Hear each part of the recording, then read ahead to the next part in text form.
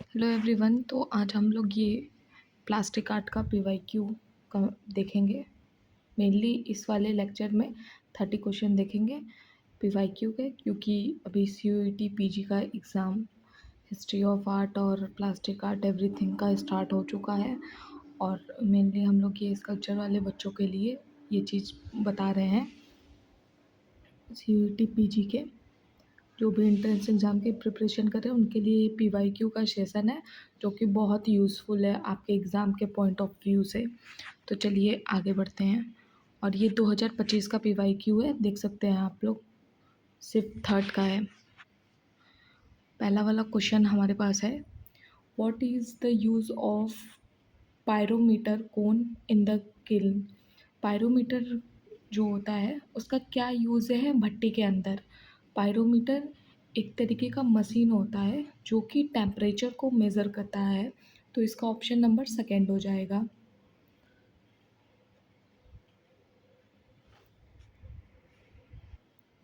Question number second बोल रहा है कि who is known as one of the most consistent practitioner of installation art from. मतलब कि इसमें से इन चारों लोगों में से कौन सबसे ज़्यादा कंसिस्टेंट है, जिसका कि मतलब इंस्टॉलेशन वर्क बहुत ज़्यादा अच्छा है। तो इसमें से ऑप्शन नंबर सेकंड हो जाएगा। विवान सुंदरम जो है वो इंस्टॉलेशन आर्टिस्ट बहुत ज़्यादा अच्छे और इसमें माने जाते हैं प्रैक्टिशनर बहुत अच्छे हैं। नेक्स्ट क्वेश्चन है, identify the contemporary sculptor who was known as a perfectionist in 1970, preferring assemblage construction in industrial scrap to modeling and casting। मतलब कि हमको इसमें से वो आर्टिस्ट बताना है जो 1970 के टाइम में, जो कि इंडस्ट्रियल वेस्ट जो निकलता था स्क्रैप मेटल का, उससे इन्होंने इंस्टॉलेशन और ये सब किया है। और मतलब क्या कौन आर्टिस्ट है, तो उनका नाम है Nagji Patel, option number second. Next question है four, Ramkinkar Baij work mostly in a form that was a painterly synthesis of. मतलब इन्होंने किस में मोस्टली रामकिंकर बैज ने काम किया है, तो ऑप्शन नंबर सेकंड हो जाएगा, native folk and cubist element. आप लोगों ने देखा है कि ये इन्होंने फोक चीज़ों पे काम किया है, ट्रेडिशनल पे। और कुछ एक उनका स्कल्पचर जो कि शांति निकेतन के उसमें रखा गया है, वो थोड़ा एब्स्ट्रैक्ट फॉर्म में कुछ स्कल्पचर उनका बना हुआ है, रखा है। नेक्स्ट क्वेश्चन है, among the contemporary sculptor of India who is considered as pioneer in using different craft media and techniques. इसमें से मतलब कौन से ऐसे आर्टिस्ट है जिस स्कल्पटर है जिन्होंने कि डिफरेंट डिफरेंट मीडियम को यूज़ करके, क्राफ्ट मीडिया यूज़ करके ये सब टेक्निक बनाए हैं। कंटेम्प्रेरी आर्टिस्ट है तो पीवी जानकी आएंगे, option number third. Next question है, eminent artist K G Subramanyan developed the style of his mural taking inspiration from. ये जो के जी सुब्रमण्यम है, इन्होंने म्यूरल बनाने के लिए कहाँ से इंस्पिरेशन लिया था, किस चीज़ों से, तो इन्होंने terracotta relief and glass painting से इंस्पिरेशन लिया था। नेक्स्ट क्वेश्चन है, which of the following material is not use in flexible mould. Flexible mould के लिए कौन सा मटेरियल यूज़ नहीं किया जाता है, तो इसका ऑप्शन फोर हो जाएगा, जेल कोट को नहीं किया जाता है, क्योंकि ये एक कोटिंग है जिसको कि कोट के जैसे लगाया जाता है, बट एज ए लेटेक्स ये एक फ्लेक्सिबल मटेरियल है। कोरोजेल ये भी फ्लेक्सिबल है, और जेलेटिन जो कि जेली टाइप का आता है, एल्गी से पाया जाता है, ये भी एक फ्लेक्सिबल है। नेक्स्ट क्वेश्चन है, which of the following material is not used as a releasing agent. Releasing agent as a mean कि आप मोल्ड के अंदर किसी भी सब्सटेंस को लगा रहे हैं तो वो एज अ रिलीजिंग एजेंट काम करता है कि ऊपर का जो दूसरा मीडियम है वो छूट जाए। तो जैसे लिक्विड डिटर्जेंट हम लोग लगाते हैं तो ये यूज़ होता है, ऑयल भी यूज़ होता है रिलीजिंग मटेरियल के लिए, और लिक्विड वैक्स भी यूज़ होता है, बट एलम नहीं यूज़ होता है। एलम मतलब फिटकरी, फिटकरी नहीं यूज़ होता है, तो ऑप्शन नंबर फोर हो जाएगा क्योंकि इसमें पूछा है नॉट यूज़। नेक्स्ट क्वेश्चन पूछा है, which of the following material is used for the flexible mould. Flexible mould के लिए कौन सा मटेरियल यूज़ करते हैं फ्लेक्सिबल मोल्ड के लिए। ऊपर वाले क्वेश्चन में पूछा था कि कौन सा नहीं यूज़ करते हैं, तो देखो आइस को फ्लेक्सिबल के लिए यूज़ नहीं करते हैं, और कोरोजेल हम लोग को पता है कि इसको यूज़ करते हैं फ्लेक्सिबल के लिए। कोयले को भी नहीं करेंगे। रेजिन एक हार्ड सब्सटेंस है, वो लिक्विड ही है, उसको भी नहीं यूज़ करेंगे। तो ऑप्शन नंबर सेकंड हमारा करेक्ट हो जाएगा। नेक्स्ट पूछा है व्हाट इज़ क्ले। क्ले क्या होता है? तो हम सभी लोगों को पता है कि जो क्ले होता है वो मॉइस्ट स्टिफ टेंसियस अर्थ होता है, मतलब इसमें मॉइस्चर और स्टिफनेस ये सारी चीज़ें प्रेजेंट होती हैं। Next question what is sand. Grok को भी एक तरीके से सैंड ही बोला जाता है, तो ऑप्शन नंबर 3 आएगा। नेक्स्ट क्वेश्चन पूछा है व्हाट इज मैकेट। मैकेट क्या होता है? मैकेट हम लोग को पता है कि हम लोग किसी भी ऑब्जेक्ट को बनाने के लिए पहले छोटा सा कोई ऑब्जेक्ट बनाते हैं, उसका 3D स्ट्रक्चर, देन उसको लार्ज में कन्वर्ट किया जाता है, हम लोग बड़े फिर चीज़ में फॉर्मेट में उसको बनाते हैं, ठीक। तो उसको मैकेट बोलते हैं। तो इसका ऑप्शन नंबर 1 हो जाएगा, 3 dimensional term of the idea. As idea ही लेते हैं ना उसको बना के।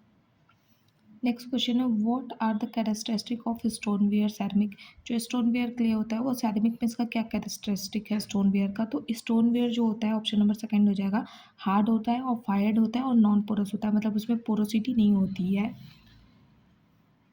नेक्स्ट क्वेश्चन पूछा है which of the strong abrasive is use to achieve the smoothness on stone sculpture. मतलब स्टोन स्कल्पचर जब हम बनाते हैं तो उस पर बहुत अच्छा स्मूथनेस लाने के लिए हम किस स्टोन का यूज़ करते हैं?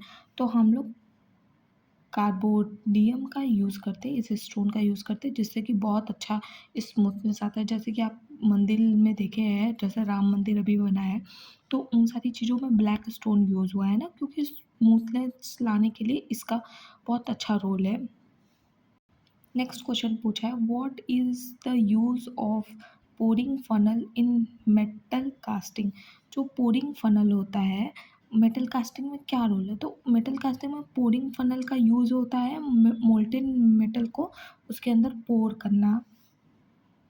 नेक्स्ट क्वेश्चन पूछा है what is the use of vertical lifting tongs in metal casting.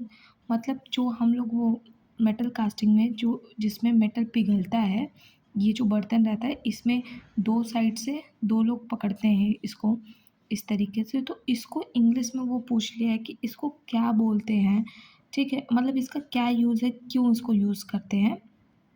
तो ये जो मेनली होता है टू टेक आउट द कर्सिबल, इसको कर्सिबल बोलते हैं, ये जो ये बना हुआ है इसको बोलते हैं। नेक्स्ट क्वेश्चन पूछा है which of the following metal is non furnace metal. That means आप लोगों को बता दें कि नॉन फर्नेस का मतलब होता है मतलब जिसके अंदर चुंबकीय करण ना हो, जिस पे कि चुंबक आप लगाएं तो वो अट्रैक्ट न करे उस मेटल से। तो माइल्ड स्टील भी अट्रैक्ट करता है, स्टील भी करता है और आयरन भी करता है ना। तो इन्होंने पूछा है non furnace metal, that means bronze. Bronze जो होता है वो मतलब एलॉय से बना हुआ होता है, तो इसके अंदर चुम्बक आप इसके पास लेके जाएंगे तो ये अट्रैक्ट नहीं करेगा, चिपकेगा नहीं। नेक्स्ट क्वेश्चन पूछा है who has use sheet metal to create pictorial sculpture as free standing form and embellishing their surface with linear element. मतलब कौन से वो स्कल्प्टर हैं जिन्होंने मेटल सीट का यूज़ करके अपने वर्क को मतलब बनाया? तो आप सभी लोग को पता है कि पीवी जानकी राम जो हैं उन्होंने यूज़ किया था। नेक्स्ट क्वेश्चन पूछा है the famous sculpture Vishnu lying on Sheshnag which was found in Deogarh represent the school skilful artistry. मतलब ये किस मीडियम में बना हुआ? तो ये स्टोन में बना हुआ है। नेक्स्ट क्वेश्चन है brush hammer is used in. Brush hammer कहाँ यूज़ होता है? तो ब्रश हैमर स्टोन कार्विंग में यूज़ होता है, क्योंकि आप लोग देखे होंगे वो हैमर के ऊपर ऐसे ऐसे टेक्सचरस बना होता है जो कि उस पर सरफेस पे टेक्सचर देने के लिए काम करता है स्टोन के, ये ब्रश हैमर होता है। नेक्स्ट क्वेश्चन पूछा व्हाट आर द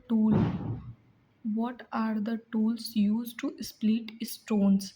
स्टोन को स्प्लिट करने के लिए कौन सा टूल यूज़ करते हैं? तो हम लोग स्टोन को स्प्लिट करने के लिए फेदर एंड वेजेस का यूज़ करते हैं। ओके, अब नेक्स्ट क्वेश्चन पढ़ते हैं। अब आप लोग ये मत सोचिएगा कि आप इंग्लिश में सारा कुछ बता रही हैं, हम तो हिंदी मीडियम के स्टूडेंट हैं, तो बट लेकिन आप अगर हिंदी भी पढ़ेंगे ना तो हिंदी में भी वो केवल इंग्लिश के वर्ड को हिंदी में लिख दिया गया है, खुद ही देख लीजिए कि ये सारी चीज़ें वैसे ही लिख दी गई हैं। तो हम आपको एक्सप्लेन करना है, अच्छे से बस ध्यान दीजिए कि कैसे क्या चीज़ें हैं, क्योंकि प्रीवियस ईयर जो क्वेश्चन होता है वो रिपीट होते हैं, तो इसीलिए रीसेंट प्रीवियस ईयर लगा के जाइए। अब नेक्स्ट क्वेश्चन देखते हैं क्या पूछा गया है।